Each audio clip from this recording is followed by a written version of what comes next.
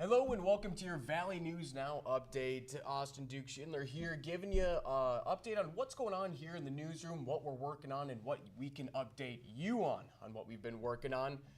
Thank you once again for joining us. We'll start off in Walker, Minnesota. The Minnesota BCA, they have identified the man involved in the use of force incident in Walker, Minnesota that happened on August 8th. Now take a look here. This is Dylan Klenn of LaPorte, and he's been identified as the man in the incident. Now, the BCA also identified the police officer that discharged his firearm as Kent Cleveland from the Walker Police Department. A foot pursuit from Clone with a knife led to a dollar store on the 800 block of Minnesota Avenue. Now, Klenn would enter the store and started threatening the staff. After Officer Cleveland arrived and ordered Klenn to leave the store, he refused and eventually followed Officer Cleveland out to where Klenn ran at him with a knife. Now, Cleveland fired one shot that struck Klenn in the arm and then surrendered. He was treated at a hospital and booked into Itasca County Jail on suspicion of robbery and assault. Officer Cleveland, he was uninjured and placed on critical incident leave.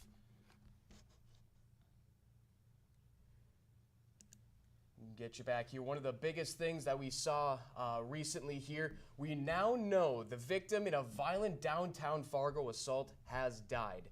Now, the assault did take place along Broadway North on August 3rd as Fargo police are investigating a nearby shooting. That would be the downtown and South Fargo shootings. We'll bring up the VO here. This is the man that was on the run but has been arrested in this case. That's Tabias Walker, but there was one other man still on the run. Now, Walker was in court for the first time yesterday after being extradited back in Fargo. Now, he was found and arrested in Moorhead about a week on the run thanks to a tip from the public. Yesterday in court, the state set a bond at $75,000. Stating that they were concerns about him altering his appearance. He drastically changed how his hair is styled and his appearance. The state is concerned that he was attempting to modify his appearance because there was an attempt to locate that went out, and the public was made aware of who he was, that he was a person of interest in this case, and when he was arrested a few days later, his appearance had been, at least in the state's position, dramatically altered.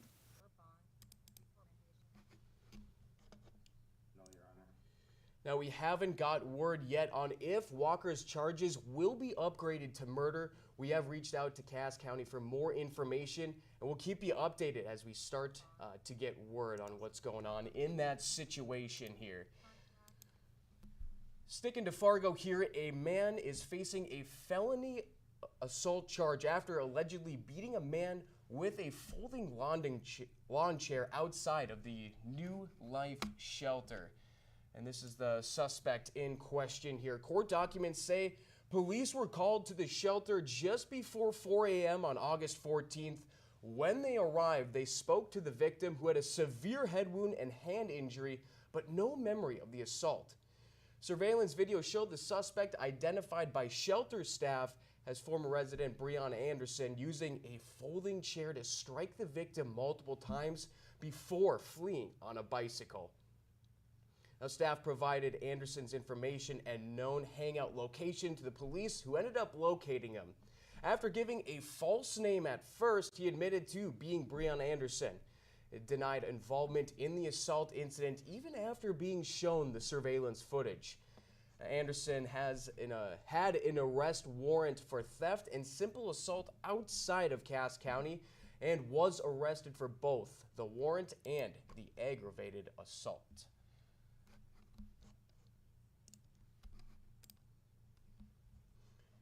And then over to something that happened here earlier today. The North Dakota Highway Patrol is asking for the public's help in locating a semi involved in a hit-and-run crash earlier this morning.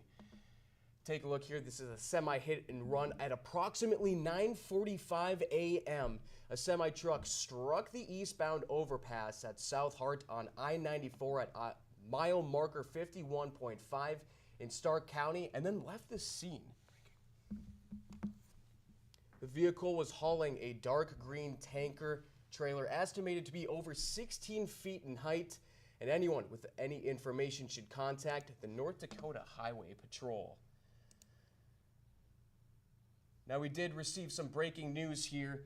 Fargo police have recently released the identity of the man killed in the assault in downtown Fargo on August 3rd, the Tabias walker we were just talking about here.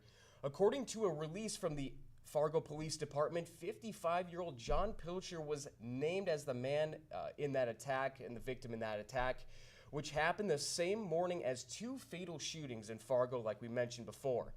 Now, on August 13th, we learned that the victim of the assault, like I mentioned, had died, and Tabias Walker is currently being charged with aggravated assault for the incident. We reached out to see if there's more charges being considered in Pilcher's death, but we're told that the state will not be making a statement, quote, the state will not be making a statement regarding the case or any charging decisions until a meeting with Mr. Pilcher's family has occurred. So a little bit of a new development there that we wanted to get out to you as soon as we could. Back to our regularly scheduled program here. Some good news to report. Dwayne's Pizza, located on University Drive within the Block Apartments in Fargo, is opening its doors for the new location today. The new location will be officially open for dine-in, pickup, and delivery at 4 p.m. Dwayne's relocated after the demolition of their old building, of course. And a very tough day for Minnesota sports fans, specifically Twins fans yesterday, kind of getting the news that, well, the Pohlads are going to stick around and stay the owners of the Minnesota Twins. But to add insult to injury, they're also playing the Yankees, who have had their number for years and maybe even decades at this point. But they're looking to switch that up last night, and that Achilles heel for the last 25 years. Twins looking to avoid getting swept in the Bronx as we sit tied in the sixth here, 2-on for Minnesota. There's Cody Clemens getting all wood on this one. Into no man's land, both runners make their way around to score. Now, Minnesota has lost nearly 70% of their games to the Yankees since 2000. Royce Lewis says, hey, today is not that day. Dropping into left field for an insurance run, 4-1 Twins, and a special shout out to starter Joe Ryan. Only giving up one run in 6 2/3 innings of work, sending 7 back to the pine in what's been such a weird season for a lot of these fans, as I'm sure as well as the players. We'll stay in the ballpark here. Going to the Redhawks. They're in the midst of a crucial 3-game series against first place Sioux City. Now, Fargo Moorhead, they were looking to bring in some juice at the trade deadline and got an all-star catcher to take the place in Eric Ostberg. Now, he's certainly still getting his feet wet as he went 0-4 in his debut, looking to rebound last night and help gain ground on the West Division standings. But, excuse me there. But taking a look at things, well, it didn't go as planned. Redhawks, they'd end up falling to Sioux City 2-1 in an absolute pitcher's duel. A solo home run from Michael Escato gave the Explorers the 2-1 lead, in Fargo Moorhead, they were unable to rebound in the 9th. Redhawks, they'd fall back to 3rd in the West Division standings, now 7 games back of Sioux City. Gotta avoid this sweep tonight. First pitch is going to be at 7:02. And that's going to be it here for your Valley News Now update. Duke Schindler here, bidding you goodbye, and make sure to download our Valley News Live app and the First Alert Weather app on your cell phone. Duke Schindler here, signing off. We'll catch you later.